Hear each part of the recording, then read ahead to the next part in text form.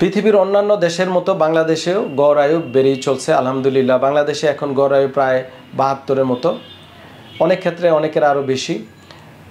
খাদ্যাভ্যাস, জীবনযাপন, টিকা, স্বাস্থ্য সচেতনতা, কাজের ভুল, বিভিন্নভাবে আমাদের গড় আয়ু বেড়েই চলছে। কিন্তু পাশাপাশি আমাদের বয়স্ক লোকের সংখ্যাও বেড়ে চলছে এবং শারীরিক বিভিন্ন অক্ষমতা, স্পেশালি হাঁটু ব্যথা, কোমর ব্যথা, ঘাড় ব্যথা, মাংসপেশির ব্যথা, স্ট্রোকজনিত প্যারালাইসিস, পার্কিনসনিজম, বিভিন্ন সমস্যাগুলো দিন দিন বেড়েই চলছে। একদিকে যেমন কমিউনিকেবল রোগ, করোনা, ডেঙ্গু জ্বর বা অন্যান্য জ্বর বা ছোঁয়াচে রোগগুলা নিয়ন্ত্রণের মধ্যে চলে আসছে, আরেকদিকে আমাদের বয়স্ক মানুষের বিভিন্ন শারীরিক সমস্যাগুলো বেড়েই চলছে। প্রতিটি ফ্যামিলিতে একজন বয়স্ক 40 ঊর্ধ্ব নরনারী থাকেন। তাদের দেখা যায় যে তারা সবসময় হাঁটু ব্যথা ভোগেন, কোমর ব্যথা ভোগেন, ঘাড় ব্যথা ভোগেন, মাংসপেশির ব্যথা ভোগেন, নামাজ রোজা চলাফেরা মানে ধর্মীয় কাজ বা পারিবারিক কাজ বা সামাজিক কাজগুলা করতে কষ্ট হয়। অনেকে বিভিন্ন বাত রোগে আক্রান্ত থাকেন, অনেকে ডায়াবেটিসে আক্রান্ত থাকেন, অনেকে হার্টের ডিজিজে আক্রান্ত থাকেন, অনেকে স্ট্রোকে আক্রান্ত হন, অনেকে দেখা যায় যে ইনজুরি, হয়তো আঘাত পেয়েছিলেন, আঘাত পরবর্তী সমস্যা দেখা দেয়। অনেক বয়স্ক মানুষরা বসে থাকার কাজের কারণে দীর্ঘ বছরের পর বছর আপনারা পেশাগত কাজে থাকেন, যেমন অনেকে ব্যাংকার আছেন, অনেকে ইঞ্জিনিয়ার, অনেকে ডাক্তার, অনেকে বসে বসে কাজ করেছেন। আমাদের মা বোনরা আছেন নিচে বসে বসে কাজ করে করে বিভিন্ন মাংসপেশি, হাড় ও জোড়ার রোগ এবং বয়সজনিত মহিলাদের স্পেশালি অস্টিওপোরোসিস, অস্টিওআর্থ্রাইটিস এগুলো ডেভেলপ করে থাকে। তো বয়স্ক মানুষদের এই সমস্যাগুলো কমন এবং প্রতিটি প্রাণী আস্তে আস্তে এইভাবে আল্লাহ বলেছে বার্ধক্যে উপনীত হবে। এই বার্ধক্য উপনীত হওয়াটা একটা স্বাভাবিক প্রক্রিয়া, কিন্তু সমস্যা হচ্ছে যখন বার্ধক্য আপনাকে কষ্ট দিবে, যখন আপনি পরিবার থেকে আলাদা করে ফেলবে, যখন আপনার ধর্মীয় কাজ, নামাজ, চলাফেরা করতে কষ্ট হবে, মসজিদের চেয়ারে ভরে যাবে, যখন আপনি ঘুরতে যেতে পারবেন না, মুভমেন্ট করতে পারবেন না, আপনার ছেলে মেয়ে বিদেশ থাকে সেখানে যেতে পারবেন না, তখনই ব্যাঘাত ঘটে।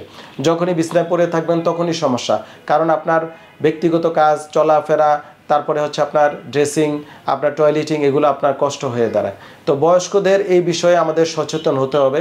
প্রথমত আমি যেটা বলবো, যে কোনো কোমরবিডিটিস, ধরেন একটা বয়স্ক মানুষের অনেকগুলো রোগ থাকতে পারে, এই রোগগুলো অবশ্যই বিশেষজ্ঞ চিকিৎসকের পরামর্শে কন্ট্রোলে রাখতে হবে। অপচিকিৎসা, অপপ্রচার থেকে বিরত থাকতে হবে।